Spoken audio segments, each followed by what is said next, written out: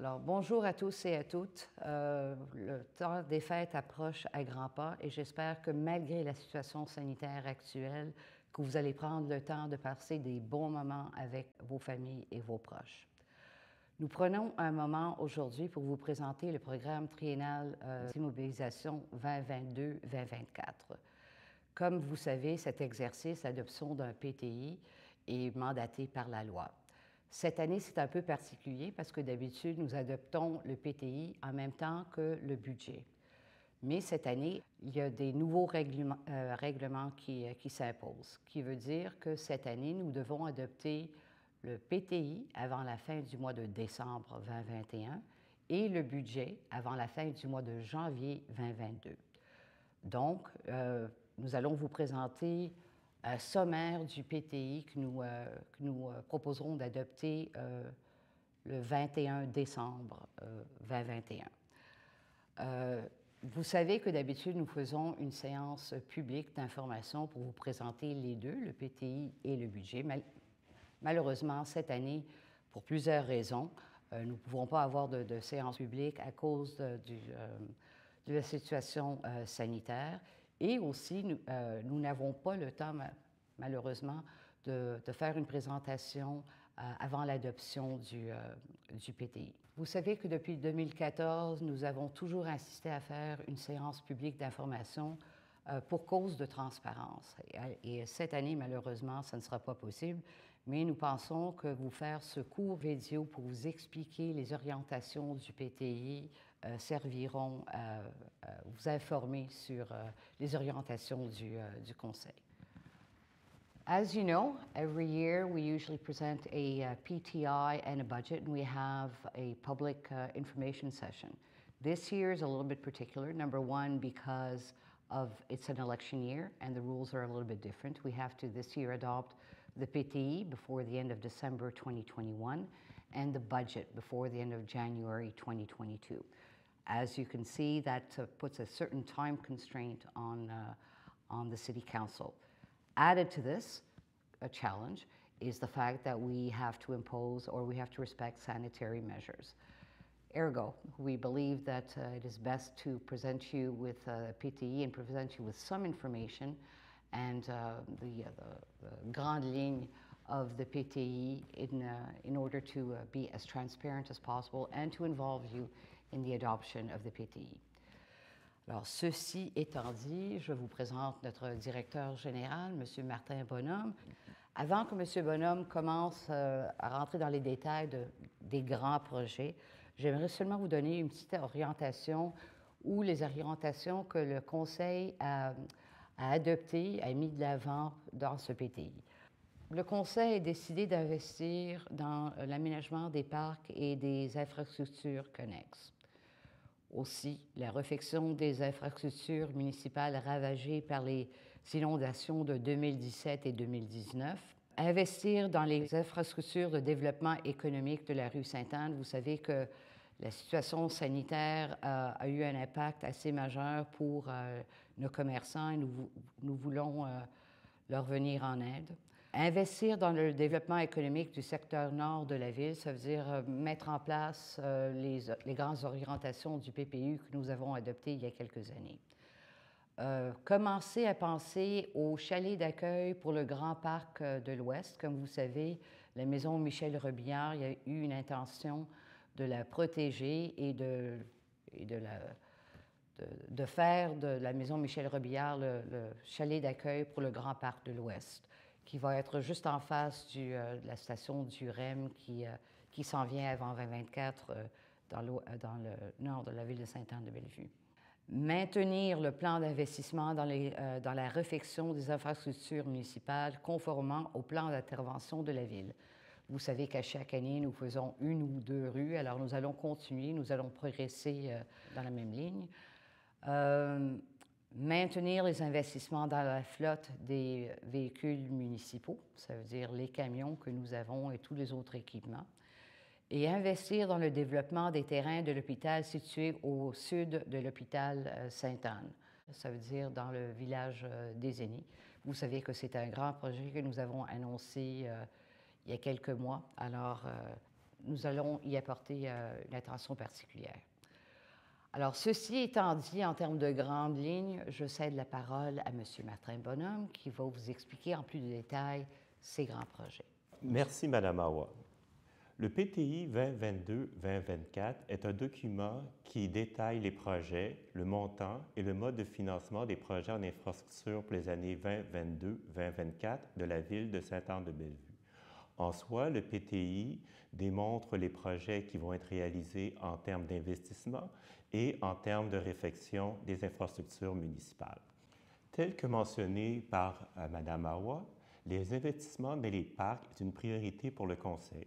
Par conséquent, un montant d'environ 3 millions vont être investis dans les parcs en 2022, principalement le parc Lalonde, le parc Aumet, le parc Robillard et le parc Godin.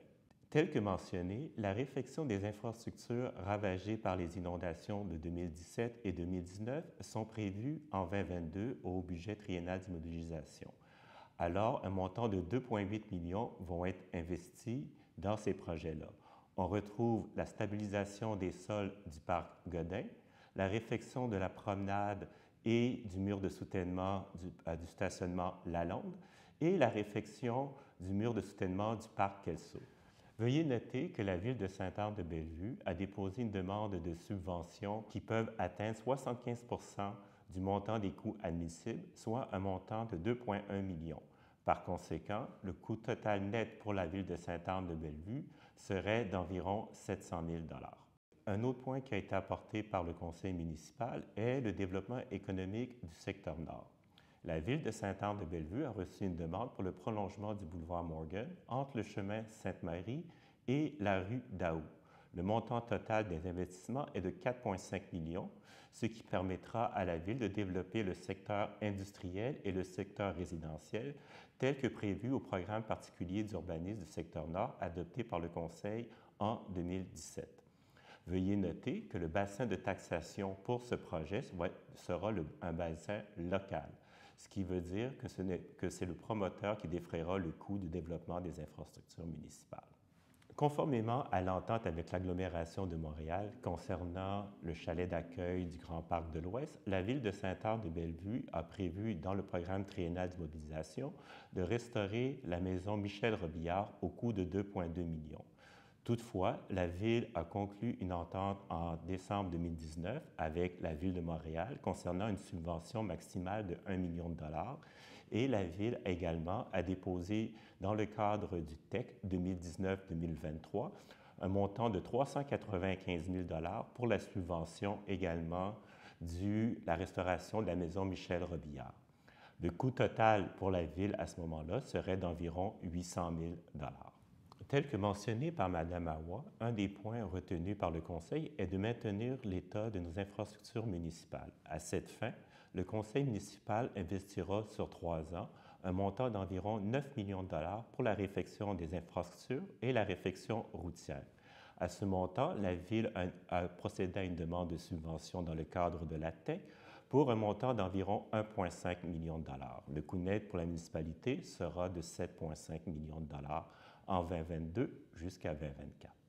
En ce qui concerne la flotte des véhicules municipaux, le Conseil maintient les orientations des dernières années et ainsi un montant de 435 000 $ sera investi en 2022-2023 afin de maintenir à niveau la flotte municipale. Dans le cadre du transfert de l'hôpital Sainte-Anne de juridiction fédérale au gouvernement du Québec, la Ville de Sainte-Anne-de-Bellevue a un droit de premier refus sur les terrains situés au sud de l'hôpital. Ce droit de premier refus est pour une période de 5 ans, 2019 à 2024, renouvelable pour une autre période de 5 ans. En 2022, la Ville de Sainte-Anne-de-Bellevue procédera aux études environnementales des terrains concernés au sud de l'hôpital avant de procéder au transfert de propriété au cours des prochaines années. Voici ce qui représente en bref les points saillants du programme triennal 2022-2024 et je vous remercie de votre attention. Alors, les projets des années 2023-2024 clarifient les orientations du Conseil pour les années futures. La Ville procédera en 2022 à une analyse des projets 2023-2024 en tenant compte des nouvelles sources de financement de revenus potentiels dans un horizon de 5 ans, voulant dire de 2022 à 2027, et de subventions disponibles pour la réalisation de ces projets. La Ville de Sainte-Anne-de-Bellevue a la volonté de maintenir avec rigueur la saine gestion des finances de notre ville. Nous avons la conviction que le PTI 2022-2024, sous sa forme actuelle, est réalisable et qu'il sera porteur pour les années à venir. Dès la diffusion du vidéo, le programme triennal d'immobilisation de la Ville de Sainte-Anne sera mis sur le site Web de la Ville à l'adresse suivante: ville, administration, budget. En terminant, j'espère que nous avons été en mesure d'apporter un éclairage sur cet exercice et sur ce PTI, le processus qui peut être parfois un peu ardu. Les citoyens qui désirent poser des questions ou faire des commentaires sur le programme triennal d'immobilisation 2022-2024 peuvent le faire à l'adresse qui est présentement à l'écran. For those of you who would prefer to send your questions in English, you may also do so, and we will respond to you in the language of your preference. I would like to take this time to wish you all very happy holidays. Please stay safe and sound, and looking forward to seeing you again in the new year, in 2022.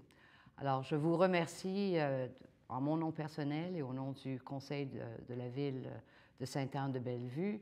Je vous remercie pour votre attention et je vous souhaite de joyeuses fêtes. Joyeuses fêtes.